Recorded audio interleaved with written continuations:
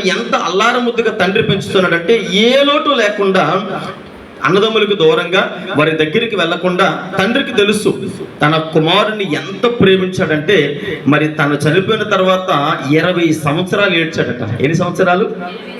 మహా అయితే మనం 2-3 రోజులు లేదా ఒక వారం నెల అంటే గుర్తు వచ్చినప్పుడు ఎప్పుడైనా ఏడుస్తాం. కానీ యాకోబు తను ప్రేమించిన భార్యకు పుట్టినటువంటి కుమారుడైన యోసేపు గురించి 20 సంవత్సరాలు ఏడ్చాడట. కన్నీరు ఇంకిపోయిందన్నమాట దేవుని సన్నిధిలో. 20 సంవత్సరాల తర్వాత మరలా తన కుమారుడిని దేవుడు పరిచయం చేస్తూ ఉన్నాడు. అంటే మీరు జ్ఞాపకం చేసుకోండి, తండ్రి ప్రేమ తన దగ్గర ఎప్పుడైతే యోసేపు దగ్గరికి వచ్చిందో తనకి ఇంకెవరితో పని లేదు అని అనుకోవచ్చు. కానీ ఇక్కడ మనం జ్ఞాపకం చేసుకుంటే దేవుని సన్నిధిలో యోసేపు పెరిగినటువంటి విధానము, యోసేపు నేర్చుకున్నటువంటి భక్తి విధానం ఏదైతే ఉందో దేవునితో సరైనటువంటి సత్సంబంధాన్ని, స్నేహపూర్వక సంబంధాన్ని ఏర్పాటు చేసుకున్నారు.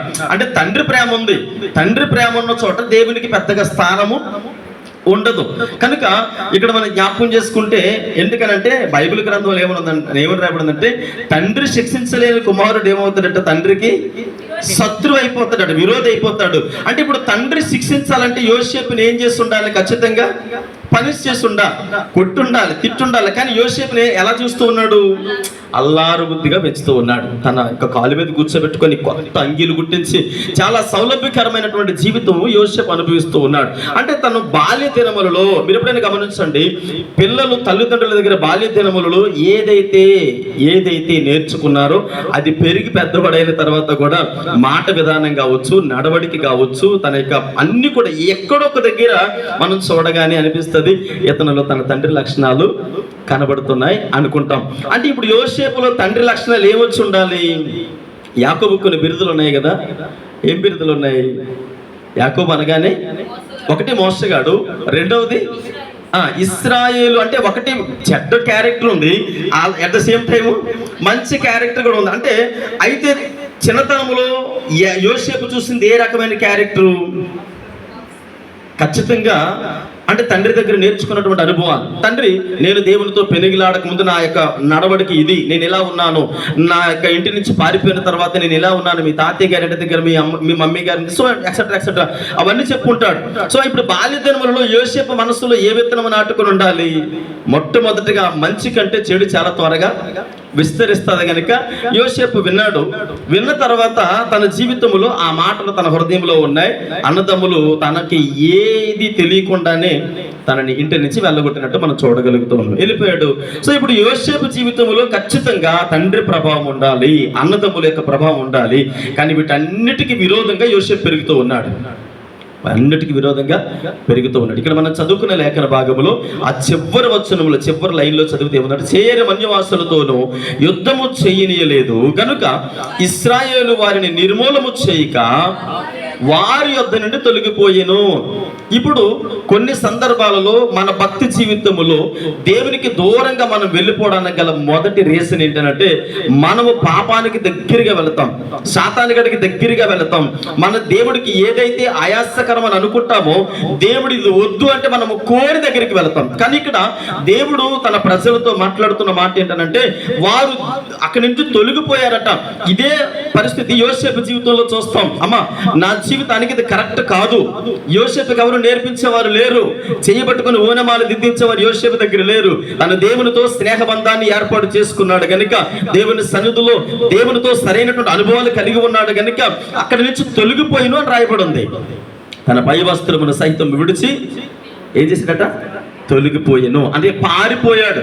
ఈరోజు మనము ఎక్కడికి పారిపోవాలి? పాపానికి దూరంగా పారిపోవాలి, అపవాదికి దూరంగా పారిపోవాలి. అంటే ఎక్కడైతే దేవునికి ఆయాసకరమైనటువంటి క్రియలు జరుగుతూ ఉన్నాయో, ఎక్కడైతే దేవునికి విరోధకరమైనటువంటి పరిస్థితులు ఉన్నాయో దానికి దూరంగా తొలగిపోవాలి, పారిపోవాలి. యోసేపుకి ఎవ్వరు నేర్పించేవారు లేరు. నేను ఎందుకు నేర్పించేవారు లేరంటున్నానంటే యోసేపుని బాల్యదినములు అంటే మరీ చిన్నపిల్లోడు కాదు, కాస్త కోస్తో ఊహ ఉంది. క్యారేజ్ పట్టుకెళ్ళే వయసు అంటే మరీ చిన్నపిల్లోడైతే కాదు. అరణ్యములో అక్కడెక్కడో ఉన్నారయ్యా, అక్కడ మందను కాసుకుంటూ ఉన్నారు అని అంటే అక్కడికి క్యారేజ్ పట్టుకెళ్ళే వయసు అంటే మరీ చిన్నపిల్లోడైతే కాదు. ఇప్పుడు సరైనటువంటి స్టేజ్, ఇప్పుడు ఒక బిడ్డ అంటే యవనస్తులు చనిపోయేటువంటి వయసు ఏది? టీనేజ్ వయసు. త్వరితముగా పాడైపోతారు. వారి జీవితంలో ఎక్కడైతే త్వరితముగా వారు, అంటే చాలా సందర్భాల్లో చెప్తూ ఉంటాం కదా, టీనేజ్లోనే ఎక్కువగా చెడిపోతూ ఉంటారు. చెడ్డ ప్రభావం చాలా త్వరగా వారి మనసులు పట్టుకుంటుంది. అంటే యోసేపు యొక్క వయసు టీనేజ్లోనే ఇస్మాయేలీకి అమ్మబడ్డాడు. ఇస్మాయేలుడి దగ్గర ఐగుప్తులోకి వెళ్ళేటప్పటికి అది దేవునికి ఆయాసకరమైన ప్రదేశము. అలాంటి ప్రదేశములో పెరుగుతున్నప్పటికీ దేవునికి దగ్గరయ్యాడు, లోకానికి దూరంగా ఉన్నాడు. అంటే తొలగిపోయాడు. ఇక్కడ మనం జ్ఞాపకం చేసుకుంటూ చూడండి, ఆ 10వ వచనం మరొకసారి నేను చదవడానికి ఇష్టపడుతున్నాను. చూడండి ఒకసారి ఆ మాట జ్ఞాపకం చేసుకుందాం. ఇశ్రాయేలీలు ఐగుప్తులో నుండి వచ్చినప్పుడు అమోనీయులతోనూ మోయాబీలతోనూ సేయర మన్యవాసులతోనూ యుద్ధము చేయనీయలేదు కనుక ఇశ్రాయేలీలు వారిని నిర్మూలము చేయక చాలా. ఈరోజు మనకు ఒక డౌట్ ఉండాలి. ఏంటంటే సర్వసాధారణంగా దేవుని బిడ్డలైన వారి కదా, అసలు క్రైస్తవులు ఏ విషయంలో పర్ఫెక్ట్గా ఉండాలి? ఏమండి, ఎప్పుడైనా వచ్చిందా డౌట్? ఏ విషయంలో క్రైస్తవులు కరెక్ట్గా ఉండాలి? మాటలోనా, చూపులోనా, ప్రవర్తనలోనా? ఏ విషయంలో కరెక్ట్గా ఉండాలి? అసలు క్రైస్తవుడు ఏ విషయంలో కరెక్ట్గా 100కి 100% ఉంటే పరలోకి వెళతాడు? పరిశుద్ధత లేకుండా ఎవరు దేవుడిని చూడలేరు. ఇప్పుడు పరిశుద్ధత లేకుండా దేవుడి దగ్గరికి వెళ్ళలేము. అంటే పరిశుద్ధత అంటే అర్థం ఏంటి? పరిశుద్ధత అంటే పౌలు అంటాడు, ఇదిగో సజీవ యాగముగా నిన్ను నీవు దేవునికి సమర్పించుకోవాలి. సజీవ యాగము అని అంటే అప్ టు బాటం, ఇంకా ఏది కూడా మన కొరకు లోకము కొరకు దాచడానికి అవకాశము లేదు. అంటే పరిపూర్ణంగా దేవునికి ఎవరైతే సమర్పించుకుంటారో, పరిపూర్ణంగా దేవునికి ఎవరైతే అప్పగించుకుంటారో, ఏది కూడా ఏ విషయంలో కూడా దాచుకోకుండా దేవునికి అప్పగించినప్పుడు అప్పుడు దేవుడు ఇష్టపడతాడు. మరి మనం జ్ఞాపకం చేసుకునే దైవజనులైన వారు బైబిల్ గ్రంథంలో చాలా మంది ఉన్నారు. మరి వారు కూడా పడిపోయారు కదా. మరి ఎలా దేవునికి వారు అనుకూలంగా ఉన్నారు అని అంటే వారికి, అందుకని ప్రకటన గ్రంథంలో దైవజనుడైన యోహానుతో దేవుడు మాట్లాడతాడు, ఇదిగో వారి క్రియలు చొప్పున వారి కొరకు సిద్ధపరిచినటువంటి జీతం నా యొద్ద దాచబడి ఉంది కనుక వాని కొరకు ఉంచాను. అయితే నా విషయంలో ఎంతవరకు నిలబడగలుగుతున్నారో, ఎంతవరకు ఓర్చుకోగలుగుతూ ఉన్నారు, ఎంతవరకు నా కొరకు ప్రయాసపడగలుగుతూ ఉన్నారు, వారికి ఇవ్వవలసినటువంటి ప్రతిఫలం నా దగ్గర దాచబడి ఉంది. అందుకని అక్కడ కిరీటాల గురించి రాస్తూ అంటాడు ఆయన, ఇదిగో వారి కొరకు జీవ గ్రంథములో పొందుపరచబడినటువంటి ఆ జీవ కిరీటము, ఆ జీవ వృక్ష ఫలములు, నిత్య ఆశీర్వాదములు నేను వారి కొరకు సిద్ధపరిచి ఉన్నాను. హల్లెలూయా, హల్లెలూయా. ఎందుకు తొలగిపోవాలి అంటే కొన్ని విషయాల్లో దూరంగా ఉండాలి. లోకములు మనం జీవించేటువంటి పరిసర ప్రాంతాలు, మనం ఉండేటువంటి కాలనీలు, మనం చేసేటువంటి ఉద్యోగ పరిసర ప్రాంతాలలో ఇప్పుడు దేవుని ప్రేమ కంటే, దేవుని యొక్క పరిచర్య కంటే, దేవుని పనుల కంటే ఎక్కువగా లోకములో జరిగే కార్యక్రమాలు ఎక్కువగా ఉంటూ ఉన్నాయి. మన ఉద్యోగం చేసే ప్రదేశంలో ఒక క్రైస్తవుడు ఉంటే 10 మంది అన్యులు ఉంటారు. మనం ఉండే కాలనీలో ఒక కుటుంబం మనదైతే 100 కుటుంబాలు అన్య కుటుంబాలు ఉంటాయి. మరి ఎలా ఇక్కడ అమోనీయులు, సేయరీలు అందరూ ఉన్నారు కదా. మరి అక్కడ మనం భక్తి జీవితాన్ని ఎలా కట్టుకోగలమనంటే మనం చేయవలసిన పని దేవుడు మాట్లాడుతూ ఉన్నాడు, మీరు వారికి దూరంగా తొలగిపోవాలి అంతే.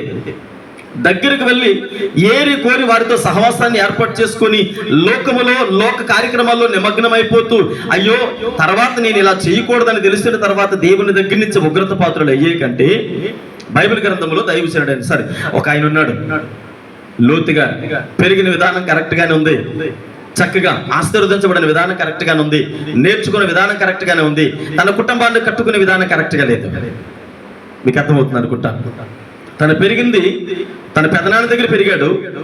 పెరిగిన తర్వాత ఇప్పుడు ఆశీర్వాదాలు అనేవి ఇద్దరు షేర్ చేసుకున్నారు. అబ్రహాం అన్నాడు, నాన్న నువ్వెంతైనా నా తమ్ముడు కొడుకు కదా, కనుక ఈ ఆశీర్వాదాలు తీసుకుని వెళ్ళు, హ్యాపీగా ఉండి నీకు నచ్చిన చోట బ్రతుకు అన్నాడు.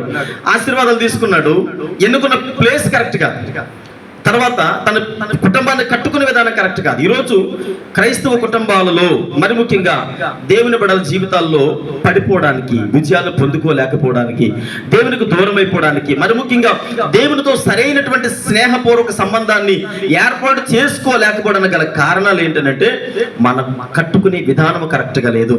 చుట్టూ ఉండేటువంటి పరిసర ప్రాంతాలు మనకి ఎగ్నిస్ట్ గానే ఉన్నాయి. మనకు అయా అంటే దేవునికి మనకి ఇబ్బందికరంగా ఉన్నాయి. మనకు తెలుసు, అయ్యా నేను ఉండే ప్రదేశం మంచిది కాదు, నేను నివసించే ప్రజలు మంచోరు కాదు, ఇగో వీళ్ళకి దేవుని గురించి తెలియదు, కానీ ఎలా నేను నిలబడగలను అని ఆలోచన చేస్తే యోసేపుని దృష్టిలో పెట్టుకున్నప్పుడు అతను నేర్చుకున్నటువంటి విధానము నేను అనుకుంటాను అంత కరెక్ట్గా లేదేమో. పెరిగిన విధానము నన్ను అలా కాదు ఇలాగని చెప్పి చేయబట్టుకొని నేర్పించేవారు ఎవరు లేరు. ఈరోజు మీరు ఉండే ప్రదేశాలు ఏవైతే ఉన్నాయో అది దేవునికి ఆయాసకరమైన ప్రదేశం అయినప్పటికీ మనం చేయవలసిన పని అక్కడి నుండి కొంచెం దూరంగా మనం చేయవలసిన పని ఒకటే, దేవునికి ఇష్టకరమైనటువంటి బిడ్డలుగా జీవించాలంటే సాధ్యమైనంత దూరంగా లోకానికి ఉండాలి. సాధ్యమైనంత దూరంగా ఎప్పుడైతే లోక కార్యక్రమాలకి లోకానికి దూరంగా ఉన్నామో దేవునికి దగ్గరగా ఉంటాం. అందుకని యాకోబు భక్తుడు అంటాడు, ఇదిగో ఈ లోక స్నేహము దేవునికి వైరము. లోకములో స్నేహము మంచిదే, లోకములో ఉండేటువంటి బంధాలు మంచివే, లోకములో ఉండే సహవాసం మంచిదే. మీలోనే చాలా మంది అంటారు, ఇంక్లూడింగ్ నేను కూడా అంటాను, ఏమనంటానంటే ఒంటి బ్రతకొచ్చు కానీ ఒంటి సావు. చచ్చేటప్పుడు ఖచ్చితంగా ఒక 4 మనుషులు, ఖచ్చితంగా 4 కావాలి. ఎవరిని వేయడానికి, మన బాక్స్ వేయడానికి 4 కావాలి. కానీ మన ఆత్మకి సంరక్షకులుగా వాళ్ళు రాలేరు, మన ఆత్మకి కాపుదలుగా వారు రాలేరు. మన యొక్క ఆధ్యాత్మిక భక్తికి ఉత్తరవాదులుగా వారు వచ్చి అక్కడ దేవుని దగ్గర సమాధానము చెప్పలేరు. అంటే లోకములో సహవాసం అనేది ఉండాలి అని, కానీ లోక సంబంధాలతో వారితో మనం ముడిపడి ఉండకూడదు. ఇక్కడ యెహోషాపాతు నేర్చుకున్నది ఒకటే, దేవునిని కొనియాడగలిగే మనసు తనకు వచ్చిందంటే తను అనుకున్నాడు, అయ్యా నేను దూరంగా తొలగిపోతూ ఉన్నాను కనుక వారితో నాకు సంబంధం లేదు. ఇదే మాట యెహోషువ కూడా మాట్లాడుతూ ఉన్నాడు, వారి గురించి నాకు అనవసరం అయ్యా, నా పరిస్థితి ఇది. ఈరోజు మనం కూడా చెప్పగలగాలి, అయ్యా వాళ్ళందరి గురించి నాకు తెలియదు కానీ, అంటే అందరూ నాకు కావాలి కానీ నా కుటుంబము నా భక్తి జీవితం నీకు అంగీకారంగా ఉండాలి. హల్లెలూయా. అందరూ ఉండాలి కానీ భక్తి అనేది వ్యక్తిగతము. అందుకని ఇక్కడ యెహోషాపాతు అంటాడు, అయ్యా ఇదిగో నా భక్తి జీవితాన్ని నేను నిన్ను కొనియాడడానికి గల కారణం ఏంటంటే నన్ను వారికి దూరంగా ఉంచావు అని అంటాడు. రెండవది 11వ వచనంలో చదివితే ఈ రీతిగా మాట్లాడుతూ ఉన్నారు, మేము స్వతంత్రించుకొనవలనని నీవు మాకిచ్చిన నీ స్వాస్థ్యములో నుండి మమ్మను తోలువేయుటకై వారు బయలుదేరి వచ్చి మాకెట్టి ప్రత్యుపకారము చేయుచున్నారో దృష్టించుము. ఇక్కడ మనం జ్ఞాపకం చేసుకున్నప్పుడు యెహోషాపాతు మొట్టమొదటిగా దేవుణ్ణి కొనియాడుతూ ఉన్నాడు. అక్కడ దేవునికి యెహోషాపాతుకి ఇబ్బందికరమైన వాతావరణం ఉంది. అంటే మనకు అర్థమయ్యేటువంటి విధానంలోకి వెళితే మనం అనుకున్నాం ప్రార్థనలో ఎక్కువ గడపాలనుకున్నాం, ఇంటి దగ్గర వాక్యం ఎక్కువ చదవాలనుకున్నాం, లేదా మన ఇంటి దగ్గర ఒక 10 మందిని పిలిచి ప్రార్థన పెట్టించుకోవాలనుకున్నాం. కానీ పరిస్థితులు అనుకూలంగా లేవు. వీధిలోనో లేదంటే మన చుట్టూ ఉన్న పరిసర ప్రాంతాల్లో మనం ఉండేటువంటి అపార్ట్మెంట్లోనో అన్ని ఎగ్నిస్ట్గా ఉన్నాయి. కానీ మనం దేవునితో ఎక్కువగా గడపాలనుకున్నాం, కానీ అన్ని పరిస్థితులు వ్యతిరేకంగా ఉన్నాయి. దేవునితో ఎక్కువ శాతం గడపలేకపోతూ ఉన్నాం. దేవుడు అంటాడు, అక్కడి నుంచి తొలగిపో. ఎందుకు తొలగిపోవాలి అని అంటే మీకు ఒక మాట చెప్తాను, మన ఇంటి దగ్గర వాతావరణం సౌలభ్యకరంగా లేదేమో కానీ దేవుని మందిరములో సరైనటువంటి వాతావరణం ఉంది. హల్లెలూయా. దేవుని మందిరం అనేది ఎందుకు సౌలభ్యకరమైనది అని అంటే ఇంటి దగ్గర సరైనటువంటి వాతావరణము సౌలభ్యకరమైనటువంటి పరిస్థితులు లేనప్పుడు ప్రార్థన ఆపివేయకూడదు, భక్తి జీవితాన్ని కొనసాగించడం అనేది ఫుల్ స్టాప్ పెట్టకూడదు. దావీదు భక్తుడు గాని సొలొమోను భక్తుడు గాని అంటాడు, ఆయన దేవుని మందిరం కట్టే విషయంలో దావీదుకి దేవుడు యాక్సెప్ట్ చేయలేదు. సరే సొలొమోనుకి చెప్పాడు, అయ్యా మందిరం నువ్వు కట్టు అనగానే సొలొమోను కట్టాడు. కట్టిన తర్వాత ఇప్పుడు దేవుని మందిరం దగ్గరికి వచ్చి సొలొమోను అంటాడు, ఇదిగో ఈ మందిరము తట్టు చేతుల నుంచి ప్రార్థించే వారి యొక్క ప్రార్థన నీవు మానక అంగీకరిస్తూ ఉన్నావు. హల్లెలూయా. ఇప్పుడు దేవుని మందిరానికి వచ్చి ప్రార్థనలో గడిపినప్పుడు నీ జీవితంలో జరిగే కార్యక్రమాలు, నీ జీవితంలో జరిగి వచ్చే ఆశీర్వాదాలు వీటన్నిటిని దేవునికి చెప్పి, అయ్యా నీవు నా కుటుంబాన్ని ప్రేమించి ఆశీర్వదించే విధానమును బట్టి మీకు మహిమ చెల్లిస్తూ ఉన్నా. ఇప్పుడు దేవుని మందిరానికి వచ్చి ఆశీర్వదించబడ్డాం. మన చుట్టూ ఉన్న పరిసర ప్రాంతాలు పరిస్థితులు ఎగ్నిస్ట్ గా ఉన్నాయి. అంటే అక్కడి నుండి తొలగిపోయి ఎక్కడికి వచ్చాం? దేవుని మందిరానికి వచ్చాం. దేవుని మందిరంలో సమృద్ధి అయిన ఆశీర్వాదాలు ఉన్నాయి. మరి అలా ఎన్ని రోజులు రాగలమండి అని అంటే నీ ప్రార్థన మానక చేస్తున్నప్పుడు ఎంత వ్యతిరేక పరిస్థితులైనా దేవుడు మార్చడానికి సామర్థ్యం కలిగిన వాడు. హల్లెలూయా. హల్లెలూయా. దేవుడు మారుస్తాడు. ఎందుకు మారుస్తాడనంటే మన సాక్ష్యం అనేది దేవుడు దినదినము వారి దగ్గరికి తీసుకుని వెళ్తాడు. మీకు తెలుసు, కొత్త నిబంధన కాలంలో ఒక దైవజనుడు చెరసాల్లోనే ఉన్నాడు. అన్ని పరిస్థితులు బాగోలేదు, కానీ అనుకున్నాడు అన్ని పరిస్థితులు ఆయనకు అనుకూలంగా వచ్చాయి. అనుకూలంగా వచ్చినప్పుడు చెరసాల తలుపులన్నీ తెరబడినప్పుడు ఆ చెరసాల యొక్క అధికారి ఒక అన్యుడు దేవుని బిడ్డలకు వ్యతిరేకి, అంతకు ముందు అరే ఒరే ఆయన్ని కొట్టి తిట్టి బండ అంటే సంఖ్యలు బిగించి తీసుకొచ్చిన వాడు, నెట్టుకుంటూ తీసుకొచ్చిన వాడు, తీసుకొచ్చి అప్పుడు దైవజనులు ఆ శరసాల్లో పడిస్తే ఆ రాత్రికాల సమయంలో శరసాల పునాదులు అన్ని కూడా అదిరి చక్కగా అందరూ కూడా ఖైదీలందరూ పారిపోయే సమయం వచ్చింది. అందరు డోర్లన్నీ తెరుచుకున్నాయి. వారు ఎన్నో సంవత్సరాలుగా బంధకాలలో ఉన్నారు, పారిపోవాలి. కానీ ఆయన అనుకున్నాడు, శరసాల అధికారి అనుకున్నాడు, అయిపోయింది నా పని, వీళ్ళందరూ పారిపోయి ఉంటారు, నా ఉద్యోగం పోతే అంత మాత్రం కదా, నా ప్రాణం కూడా పోతుంది. కనుక రాజు చేతిలో పోయే కంటే నాకు నేను చనిపోతే మంచిది కదా, జాగ్రత్తగా మంచిది, నాకు నేను చనిపోతే మంచిది కదా అని తన కత్తి దూసి తను చంపుకునే సమయంలో దైవజనుడు ఇలా అంటాడు, అయ్యా మేము ఎవ్వరూ ఎక్కడికి పారిపోలేదు, మేమందరం కూడా ఇక్కడే ఉన్నాం. ఇది ఎలా సాధ్యము?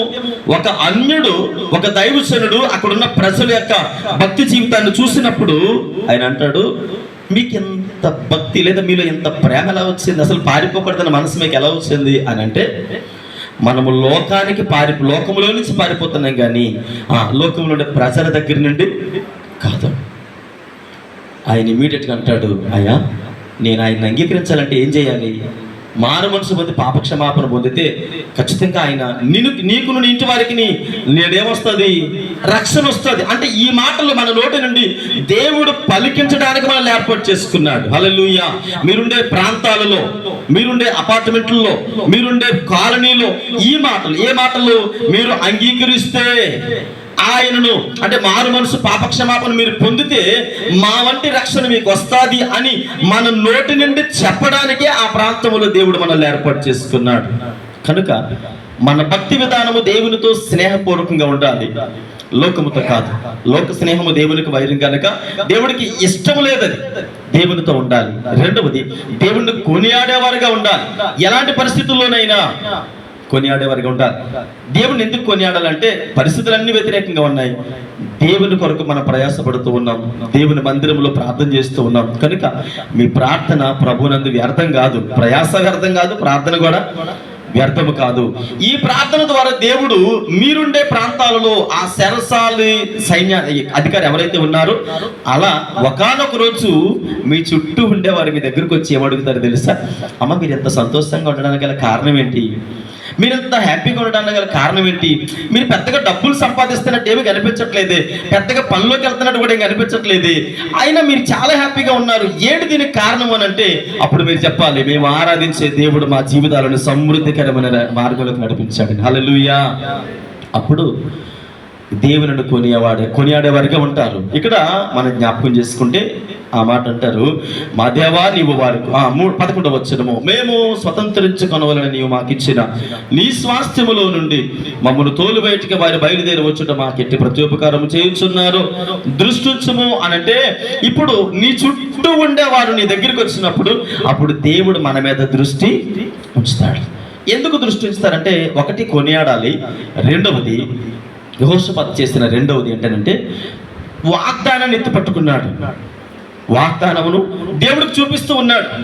ఏమని చూపిస్తున్నాడంటే, అయ్యా నాకు ఇస్తానన్నావు కదా, నువ్వు మాకు ఇస్తానన్నావు కదా, నువ్వు మాకు సహాయం చేస్తానన్నావు కదా, నువ్వు మమ్మల్ని ప్రేమిస్తానన్నావు కదా, ఈ లోకంలో ఎవరు చేయలేని సహాయాన్ని మీరు చేస్తానన్నారు కదా అని పదే పదే యెహోషాపాతు ఏం చేస్తూ ఉన్నాడు, దేవునికి చూపిస్తూ ఉన్నాడు. ఈరోజు మన ప్రార్థన ఏమై ఉండాలంటే, ఒకటి దేవుణ్ణి కొనియాడాలి, పొగడాలి. ఎందుకు పొగడాలంటే, నాకు ఆయాసకరమైన వ్యతిరేకకరమైన పరిస్థితులు ఉన్నాయి, అయినా నీ సన్నిధిలో నాకు అవకాశం ఇచ్చావు, నా జీవితము మీకంత అంటే చూడటానికి కూడా కరెక్ట్గా లేనయా, నేనంత భక్తిపరుని కాదు అని దేవునికి చెబుతూ, అయినా మీరు నాకు ఇచ్చిన అవకాశాన్ని బట్టి మీకు వందనాలు అని దేవుణ్ణి కొనియాడుతూ పొగుడుతూ, రెండవదిగా ఆయనతో చెప్పాలి, మీరు నాకు మాట ఇచ్చారు కదా, మరో మాట నెరవేర్చరా, మీరు నాకు వాగ్దానం చేశారు కదా, మీరు వాగ్దానం ఇచ్చి తొలగిపోనని చెప్పారు కదా, కనుక ఇప్పుడు నీ వాగ్దానం నేను ఎత్తి పట్టుకుంటూ ఉన్నాను. అందుకనే 11వ వచనంలో ఆయన అంటారు, ఏమంటారంటే, మేము స్వతంత్రించుకొనవలనని నీవు మాకిచ్చిన నీ స్వాస్థ్యము మమ్మును తోలివేయుటకై వారు బయలుదేరి వచ్చి మాకెట్టు ప్రత్యుపకారము చేయుచున్నారో దృష్టించయ్యా. ఇదిగో ఇప్పుడు నేను నీ సన్నిధికి రావడానికి ఒక ప్రత్యేక ప్రణాళిక ఉంది. నా కుటుంబము లోకములో విడవబడిన కుటుంబము, నా కుటుంబము ఒకప్పుడు ఎన్నిక లేని కుటుంబము, నా కుటుంబము పాపములో శాపములో దిగజారిపోయిన కుటుంబము. అయ్యా అబ్బా తండ్రిని మొర్ర పెట్టుకోవడానికి కూడా నేను అర్హుడిని కాదయ్యా, మరి నన్ను పిలుచుకున్నావు కదా, మీరే చెప్పారు కదా, మీ సన్నిధికి వచ్చిన వారిని విడవనని, మీ సన్నిధికి వచ్చిన వారిని త్రోసివేయనని, పక్షపాతం చూపించని వాగ్దానం ఇచ్చారు కదా. మరి ఇప్పుడు నీవు మాకిచ్చిన వాగ్దానం ఏదైతే ఉందో, ఎంతమంది వాగ్దానాన్ని గురించి జ్ఞాపకం చేసుకుంటూ ఉన్నారు? ఎంతమంది వాగ్దానం ఎత్తుపట్టుకుని ప్రార్థన చేస్తూ ఉన్నారు? మనకు దేవుడిచ్చిన వాగ్దానము ఆయన నెరవేర్చే వరకు ప్రతి సంవత్సరం వాగ్దానాలు తీసుకుంటూ ఉన్నాం. దేవుని సన్నిధిలో ఎత్తి పట్టుకుని ప్రార్థించాలి. ఆ వాగ్దానం ఎప్పుడైతే దేవునికి గుర్తు చేస్తామో దేవుడు మరలా మరలా మరలా మరలా జ్ఞాపకం చేసుకోవడానికి ఆస్కారం ఉంది. పిల్లలు జ్ఞాపకం చేసుకోండి, అబ్రహాము జీవితంలో చేసిన వాగ్దానము, దేవుడు వాగ్దానం చేసిన తర్వాత తన జీవితంలో దాదాపుగా 27 సంవత్సరాలు పక్కన పెట్టాడు. 28 సంవత్సరాల పైనే, అంటే 27-28 సంవత్సరాలు అబ్రహామును పక్కన పెట్టడానికి గల కారణం ఏంటంటే అబ్రహాము సొంత ప్రయోగాలు చేశాడు, సొంత ఆలోచనల మీద డిపెండ్ అయిపోయాడు. కనుక ఈరోజు మన జీవితంలో వాగ్దానం అనేది ఆయన గుర్తు చేయాలి, ప్రతి క్షణము గుర్తు చేయాలి. మీరు అడగొచ్చు, ఆయన అడగకుండా సహాయం చేస్తారు కదండి. ఇంకో మాట ఉంది కదా, మీరు నన్ను అడగండి నేను మీకు ఇస్తానన్నారు. మరి అడగకుండా ఆయన ఎలా ఇస్తాడు? వాగ్దానం పొందుకున్నాం, ఆయన ప్రమాణం చేస్తారు. ఇప్పుడు ఆ ప్రమాణం మనం గుర్తు చేయాలి. ఏమయ్యా ఇస్తానన్నావు కదా అని. ఎప్పుడైతే మనం మన వాగ్దానం ఎత్తి పట్టుకుని ప్రార్థన చేస్తామో ఆయన కనికర సంపన్నుడు కనుక నా జీవితంలో ఉన్నత కార్యాలు చేయడానికి సామర్థ్యం కలిగిన దేవుడు. హల్లెలూయా, హల్లెలూయా. ఈయన చేసిన పని రెండవది, దేవుని సన్నిధిలో వాగ్దానమును ఎత్తిపట్టుకున్నాడు. నిజానికి నేను అడుగుతాను మిమ్మల్ని, యెహోషాపాతు దేవుడు డైరెక్ట్గా వాగ్దానం చేశాడా? ఎవరితో వాగ్దానం చేశాడు? అప్పుడెప్పుడో కొన్ని వేల సంవత్సరాల క్రితం ఎవరైనా ఎక్కడో అన్య ప్రాంతం, మెసొపొతామియా ప్రాంతం నుంచి ఒక ఆయన వచ్చాడు. ఎవరైనా? ఎవరండి? అబ్రహాం అనేటువంటి ఒక ఆయన భార్యని ఆ తర్వాత తండ్రిని తీసుకొని వచ్చాడంతే. రాగానే దేవుడు అన్నాడు, నువ్వు వచ్చావు కదా సరే అన్నాడు, అంతే. వాగ్దానం చేశాడు. ఇప్పుడు యెహోషాపాతు దేవుడు డైరెక్ట్ గా వాగ్దానం చేయలేదు. పాలు తేనెలు ప్రవహించే దేశాన్ని ఇస్తానని అబ్రహాముతో చేసిన వాగ్దానము ఇప్పుడు యెహోషువ దేవుని సన్నిధిలో ఇస్తానన్నావు కదా అనగానే మర్చిపోయాను, గుర్తొచ్చింది అని ఇప్పుడు మరలా ఏం చేస్తూ ఉన్నాడు? వాగ్దానాన్ని ఎత్తుపట్టుకుని ప్రార్థించినప్పుడు దేవుడు మరొక మన జీవితంలో గొప్ప కార్యాలు చేస్తాడు. పిల్లలు జ్ఞాపకం చేసుకోండి, యేసుక్రీస్తు ప్రభువు వారి లోకంలోకి రావడానికి వాగ్దానమే కారణం. వాగ్దానం అనేది మనం ఎత్తు పట్టుకుని ప్రార్థన చేయకపోతే నీకు వచ్చిన వాగ్దానం మరుగునే పడిపోతుంది, నీకు వచ్చిన వాగ్దానం విడవబడుతుంది. ఎందుకంటే మనకు అవసరం లేదు కాబట్టి. ఇప్పుడు చూడండి, ఏదైనా జాబ్కి అప్లై చేసుకున్నామండి, జాబ్కి అప్లై చేసుకున్నప్పుడు ఏమంటారంటే, సరే మీరు ఒకసారి నాకు రేపు గుర్తు చేయండి అన్నారు అనుకోండి, పర్లేదు అని చెప్పేసి కామ్గా ఉండిపోయాం. నెల అయిపోయింది, 2 నెలలు అయిపోయింది, 3 నెలలు అయిపోయింది, 4 నెలలు అయిపోయిన తర్వాత ఈలోగా ఆ జాబ్ కాస్త ఏమవుద్ది? ఫుల్ఫిల్ అయిపోతుంది. మళ్ళీ 4 నెలల తర్వాత మరి జాబ్ ఇస్తానంట కదంటే, ఆల్రెడీ జాబు లేదయ్యా అంటే నువ్వు నాకు గుర్తు చేయలేదు కాబట్టి అనే పరిస్థితి. అంటే ఇహలోక సంబంధమైన జీవితంలో ఎలాంటి పరిణామాలు ఎగ్జాంపుల్స్ మనం చూడొచ్చు. కానీ దేవుని దగ్గరకు వచ్చేటప్పటికి అబ్రహాముతో చేసిన వాగ్దానము ప్రతి ఒక్కరు, యాకోబు, ఆ తర్వాత యోసేపు, ఆ తర్వాత ఇక్కడ మనం జ్ఞాపకం చేసుకుంటే మోసే కావచ్చు, తర్వాత మరి ఆ తరాలన్నీ కూడా వచ్చేటప్పటికి మలాకి దగ్గర ఆగిపోతే ఒక ఆయన అంటాడు, దావీదైన ఆయన చివరగా వాగ్దానాన్ని ఎత్తుపట్టుకొని ప్రార్థన చేస్తే అంటాడు, అయ్యా నాకు పదే గుర్తు రాదు కానీ ఒక మాట నేను చెప్పేస్తాను, అది మాత్రం గుర్తుపెట్టుకో అన్నాడు. దేవునితో మనకుండే స్నేహపూర్వక సంబంధం అనేది సరిగ్గా ఉంటే, మీరు మరలా చెప్తున్నాను, దేవునితో మనకుండే స్నేహపూర్వక సంబంధం సరిగ్గా ఉంటే దేవునితో మనం మాట్లాడే ప్రతి మాటకి దేవుని దగ్గర జవాబు ఉంది. మనతో దేవునికి సరైనటువంటి సత్సంబంధం లేకపోతే ఎన్ని మాటలు పలికినా దేవుడు పెడచెవిలో పెడతాడు. దేవుని దగ్గర నుంచి ఆన్సర్ పొందుకోవాలంటే దేవునితో స్నేహం చేయాలి. మరి దేవునితో స్నేహం చేయాలంటే ఏం చేయాలి? అటు వాక్య అనుభవం ఉండాలి, ఇటు ప్రార్థన సహవాసము ఉండాలి. అందుకనే ఆ దావీదు వస్తున్నప్పుడు దేవుడు అంటాడు, ఇదిగో నా హృదయానుసారం అన్న మాట. ఇప్పుడు దావీదు చివరి స్టేజ్కి వచ్చిన తర్వాత అంటాడు, ఇదిగో మరి నువ్వు నా స్నేహితుడు అన్నావు కాబట్టి నేను మాట గుర్తు చేస్తున్నాను, ఇంక మరలా నేను చెప్పను, అయిపోయింది. కాబట్టి ఏమంటానంటే ఆ తర్వాత గుర్తు చేసుకుంటూ కానీ మన ఇద్దరు ఫ్రెండ్స్ కాబట్టి మాట చెప్తానే, గుర్తు పెట్టుకో, నీ సింహాసనం మీద నా కుటుంబంలో నుంచి ఎవరో ఒకరు ఉండాలి ఖచ్చితంగా.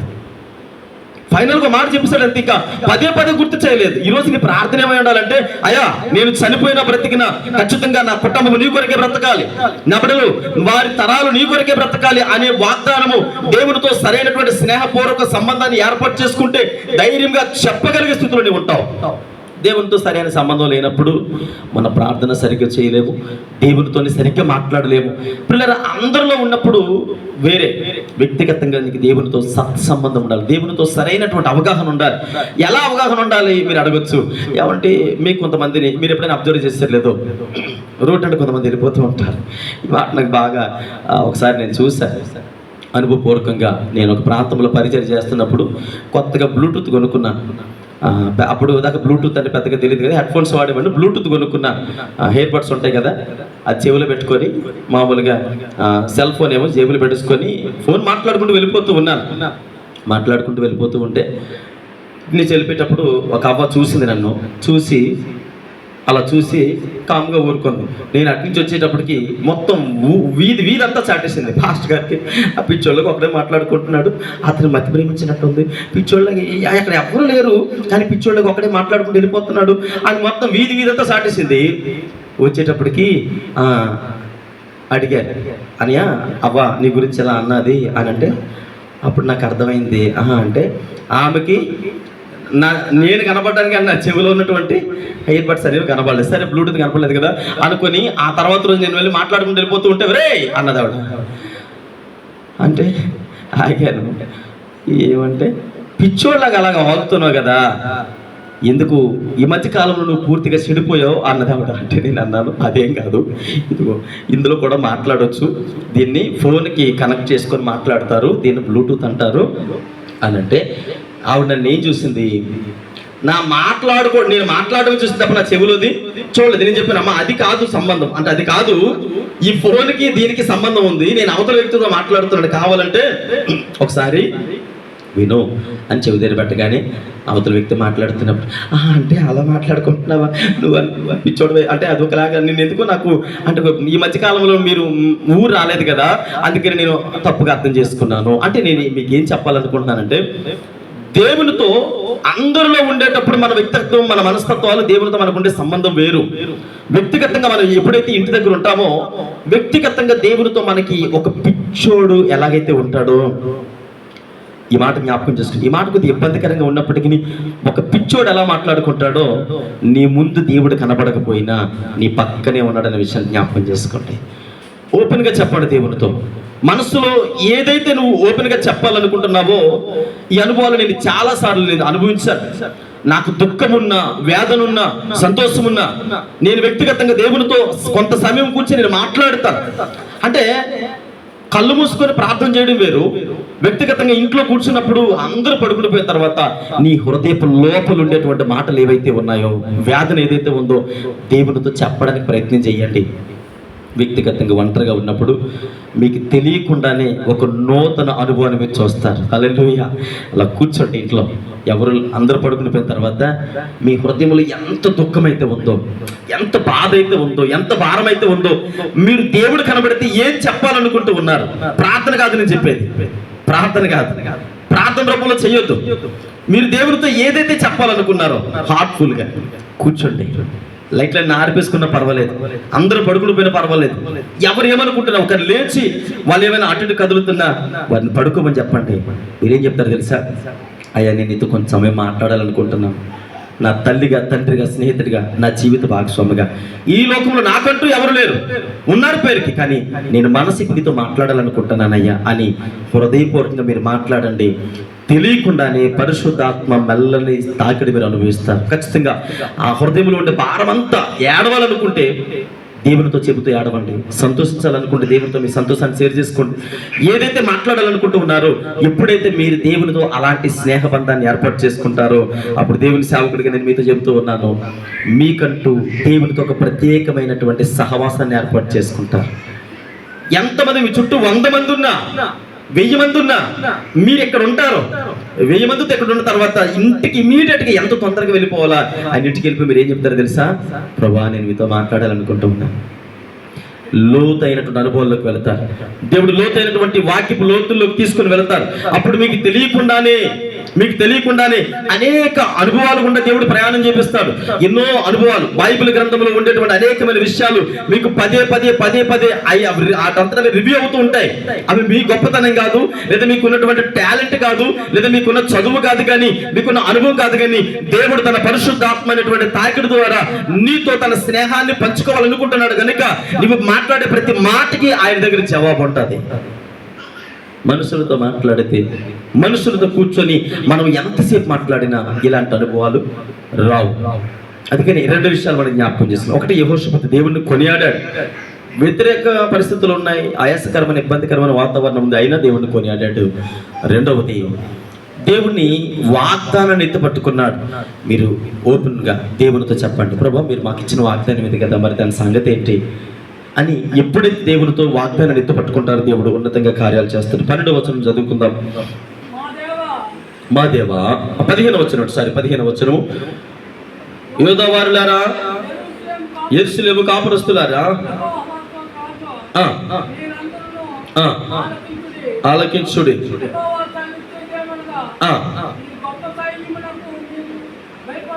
చాలండి. ఇక్కడ దైవజనుడు చెబుతూ ఉన్నాడు, పర్వాలేదు, చాలా శ్రమలు ఉన్నాయి, ఇబ్బందులు ఉన్నాయి, అయినా మీరు ఏం పర్లేదు, కానీ మీరేం చేయాలి తెలుసా? ఆ గొప్ప సైన్యంకు మీరేం చేయకూడదు?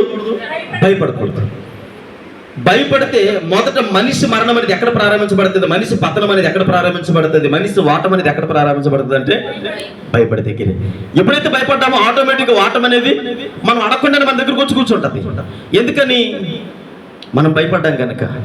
మనం భయపడితే వాటమి దాని అంతటదే వచ్చి మన ముంగిటే ఉంటుంది. కనుక ఈ మూడు విషయాలు, ఎక్కువ నేను ఇబ్బంది పట్టాలనుకోవట్లేదు ఈ విషయాల గురించి. ఒకటి, నాకు ఇష్టమైనటువంటి సందర్భం ఏంటంటే దేవునితో వ్యక్తిగత అనుభవం. అది ఖచ్చితంగా మీరు ప్రారంభించండి. మీరు చవి చూసిన అనుభవాలు ఎవరికి చెప్పవలసిన అవసరం లేదు. అప్పుడు దేవునితో మీరు మాట్లాడే విధానం, మాట్లాడుతూ ఎంత సమయమైనా గడిపితే అందులో దేవుడు మీకు ఇచ్చినటువంటి అనుభవాలని ఒక దగ్గర పొందుపరచుకోండి. వాగ్దానములు ఎత్తు చూపిస్తూ, ప్రభా మీరు నాకు సహాయం చేస్తారన్నారు కదా, నేను ఎవరిని అడగాలనుకోవట్లేదు. అడిగి ఇబ్బంది పడిన వారు ఉన్నారు, ఇబ్బంది పడ్డారు. అంటే కొన్నిసార్లు అడిగిన వారు ఏమన్నారంటే అవమానించబడ్డారు. అడిగిన తర్వాత అన్నారు నేను చేయలేను అన్నారు. అంతే, నేను దేవుడిని ఏం కాదు కదా, నేను చేయలేను, అసలు నువ్వు నన్ను అడగడం ఏంటి అని రిజెక్ట్ చేశారు. కానీ దేవుని దగ్గరికి వచ్చి దేవుడితో మాట్లాడినప్పుడు దేవుడు ఉన్నతమైనటువంటి విజయాలు వారికి అప్పగించాడు.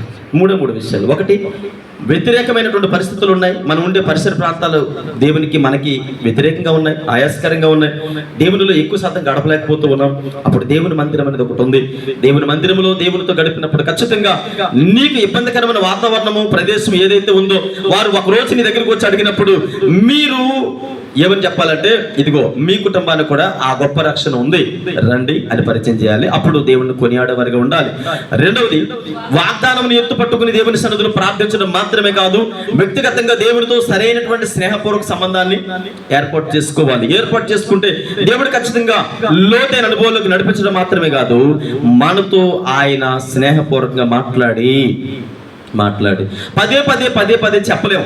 అందుకని ఏం చేయాలంటే దావీదులకు ఒక మాట చెప్పేసి ఏం చేయాలంటే, అయ్యా ఇదిగో ఇది నీ సింహాసనం మీద నా కుటుంబం నుంచి ఒకరు ఉండాలనగానే అందరూ అయిపోయారు. మలాకీ గ్రంథంతో క్లోజ్ అయిపోయింది. కానీ ఆ తర్వాత యేసు ప్రభు వచ్చి కూర్చున్నారు. ఎక్కడ కూర్చున్నారు? ఆయన దావీదు సింహాసనం మీద కూర్చున్నాడు. అందుకని దావీదు కుమారుడా జయం.